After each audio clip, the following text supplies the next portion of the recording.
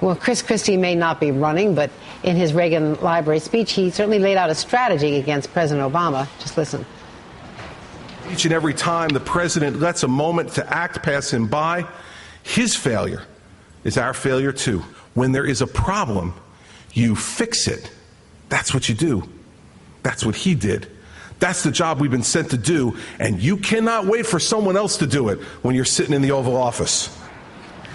Lawrence O'Donnell is the host of The Last Word on MSNBC and came in early just for us. Thank you very much, Lawrence. Pleasure.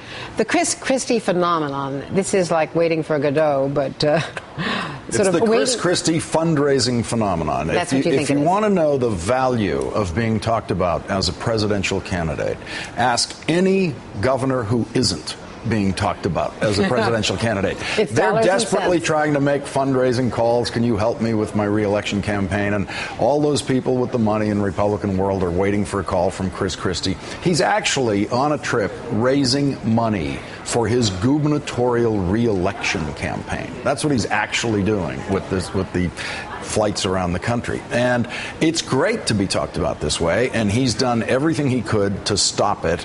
It wouldn't stop, and he's smartly allowing it to continue so that his political stock price increases. No one can tell you how he would run for president. Well, if he decided this afternoon, like if he came up, called you and said he wanted to announce on your show, there is no political strategist who can outline for you, here's how you do it. Here's who you hire. Who's available? Just give me the names of the Republican political presidential campaign operatives who want to work in a campaign this year and aren't already working for Perry Romney or the real players. There's so much that is undescribable in what he would have to do. No one knows how he would do it. So the big money guys, the Ken Langones and the David Kochs and all these other New Yorkers who are trying to talk him into it, they're basically trying to talk him into it, but he's using that leverage to raise money. Those guys spend their day rubbing their money together. That's all they do. They have no idea how politics works. They don't even know how their own office buildings work. They don't know how the janitors empty the wastebaskets. They don't know how anything works like the running of a political campaign. And so they can sit there and think, I don't like these guys. I'd like to get somebody else in here. And in that case, Christie has this tremendous geographic advantage of being in the realm of the Wall Street billionaires who want him to run, just like Rudy Giuliani was. He lived in their realm, and they all thought, oh, he's the greatest. And that's who they wanted to see, last time around, that's who they wanted to see become president. Giuliani was doing pretty well in the polls at that time. It turned out to be a complete mirage. Well, I remember sitting with our great friend Tim Russert in his office in Washington, and we were waiting for Mario Cuomo to fire up that jet to meet the New Hampshire filing deadline. Yeah. And it feels an awful lot like that, in that waiting for Mario was obviously... Well, Mario will insist, and with some accuracy, that it was not quite as dramatic and last second as people think. But it certainly felt that way in the press. It felt that way in politics. And he took it all the way to that final moment.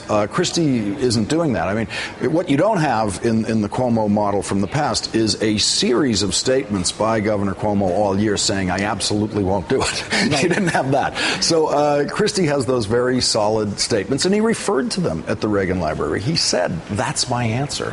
And he said, look at those. But then he played with that woman who said, please do it for us, do it for our children, for our country. He tried. The first version of it was typical Christie, dismissive, forget about it. Now, then a woman comes along with a very emotional, she's in the swoon of Christie mania. And it was flattering. It was as if a Beatle was on the stage, as if, and so she was just, and he had to meet her emotionally, or he would have been, regarded as a kind of too cold and crude a guy. And so he just kind of met her emotionally and said, I understand, why you feel about this, and tried to say to her, I don't, pointed to his heart and said, in effect, it's not in me right now. So if this were the script of West Wing and the Jimmy Smits character is getting up there, he's basically going to say in 2 weeks or so, when the deadlines are real, that he's not going. Once you get to those deadlines, yes. But in the meantime, he's doing everything right. I mean, he should string this out as much as he can. There's a lot of political value in it for him.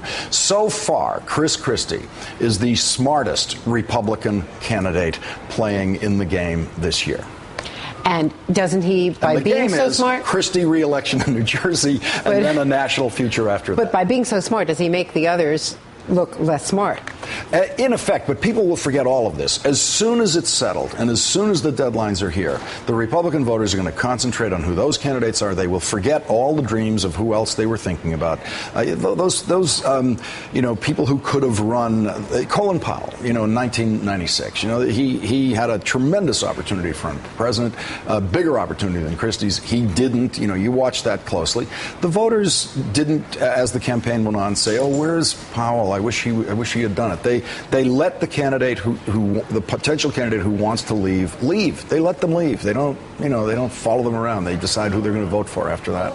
I love it when you come in early. Thank you so much. I just had the coffee, see, so it's the peak performance of the coffee now. Caffeine. Yeah. A caffeinated Lawrence O'Donnell. Thank you very much. And of course, be sure to watch The Last Word with Lawrence O'Donnell tonight and every weeknight at 8 o'clock Eastern, only on MSNBC.